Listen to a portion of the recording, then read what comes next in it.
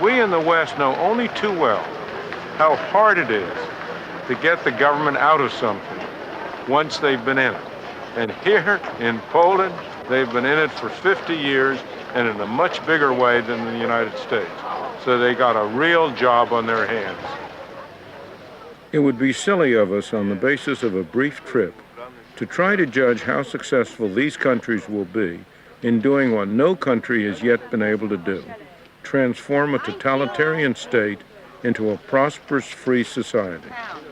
If this experiment is successful, it will not only transform Eastern Europe, it will also offer an invaluable blueprint for the economic development of many poor countries. You know, nothing is more striking than the wide differences in the standard of life of people who live in different parts of the world. Why? Not because of race, or religion, or culture, or natural resources. After all, the Chinese who live in Hong Kong and in Taiwan are of the same race and background as those who live in Red China, yet their standards of living are vastly different. The same thing is true of East Germany and West Germany, of South Korea, North Korea, of Japan before the Meiji Restoration and Japan after the Meiji Restoration.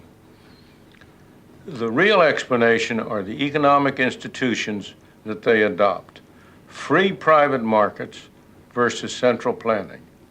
The countries of Eastern Europe have finally overthrown their communist masters who foisted central control on them. They have the rare opportunity to write on a clean slate, to create the institutions of private property and free markets that are the only ones that have ever achieved widespread prosperity and human freedom. We in the United States, on the basis of our experience of the last 10 years, know how hard it is to cut a government down to size. We hope they succeed better than we did.